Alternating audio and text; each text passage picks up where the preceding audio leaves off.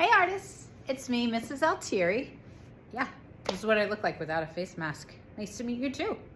So today we are going to be adding a wash of color to our neurographic art using watercolors.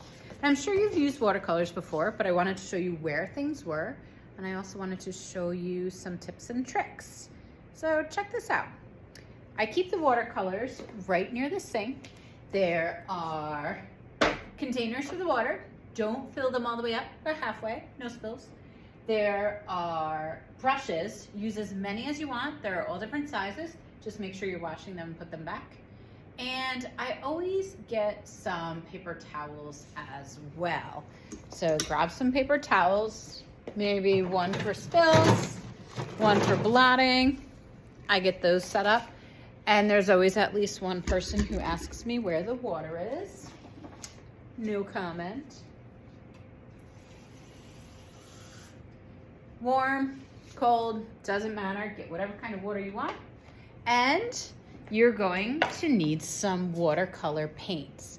Whenever I am carrying my watercolor trays, I always keep them level. No dipping, because you don't know if the person before you was using this. They might be wet, they might drip on you. So level, pretend you're working in a restaurant and you are a server, and get nice level watercolors. All right, here we go. Sorry for the wacky camera angles, everybody. Okay. So I have my watercolors set up. Get comfortable. I'm a righty, so I put my things on the right-hand side where I'm working, which is hard for you guys to see. Right-hand side. Open up your watercolors. The top of the watercolor tray you can use as a palette to mix. So I have my brush, I have my paper towels, everything's on the right if you're a righty, everything's on the left if you're a lefty. And the first thing I do is I use a big brush. You could use a small brush too, it just takes longer. And I dip and wet my watercolors. So I just put a lot of water in. You can even move your water if you want. And I'm putting a lot of drips inside each cup of watercolors. So a lot of drips inside each cup. Really fill it up so they're like a puddle, almost filled up to the top. And when I paint, I don't actually paint with the pigment that's in the watercolor containers. I actually just paint with the tinted colored water. A lot of people will actually dip into the watercolors and they get a lot of goopy pigment on their brush, and it will never correctly dry. With watercolors, you really want to wet your watercolors, and you want to actually paint with the water that has been tinted with pigment. So we are painting our neurographic art. You can paint inside each individual shape if you want. You can do a wash in the background, but I want you to go really light. So don't get a lot of paint. I'm actually just getting the water. It's a lot of water, and I'm doing a light wash of color. If you use Sharpies, you can go over top of the Sharpie and keep it really light, because next time I see you when this is dry, we're gonna go over it with other materials.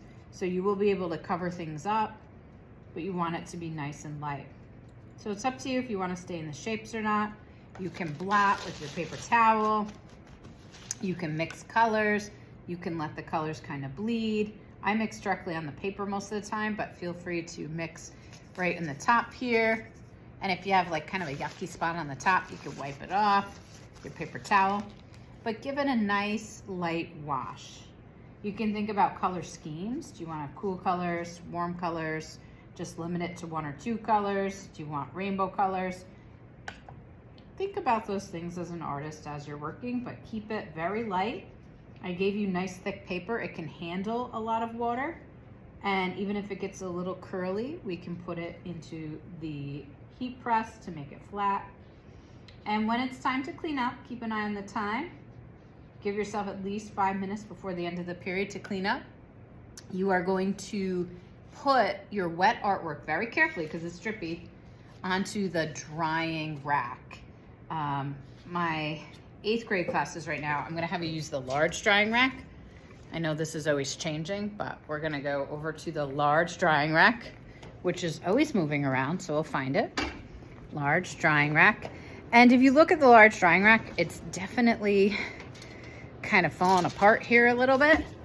So when you put it in, find a semi-level spot where it's not gonna drip too much. It's just for one day. Make sure your name's on the back and gently put it in the drying rack so it doesn't drip. Try to find a nice level spot. If it's starting to drip, maybe go to another shelf. And then you have to clean up your paints and your brushes. When you are cleaning up your watercolors, I usually just will dip a little bit into my clean water if it's still clean, wipe the top off. And when you put the trays out, you can simply leave them flat. You can leave them open. Very careful not to drip. And you can put them back on the counter flat and open. And then I want you to rinse your brush out. Always put your brush bristles facing up or flat. We don't have a flat option today, so bristles facing up. Rinse out your water cup, empty it out, put that back, keep everything nice and neat and organized. And when you put your paper towels away, I usually just give the table a quick wipe, push my chair in, and off I go. Hope that helped. Remember, lots and lots of water for your watercolors. And we are going to go over top of them with other materials, so it doesn't have to be perfect. Enjoy. Can't wait to see what you make.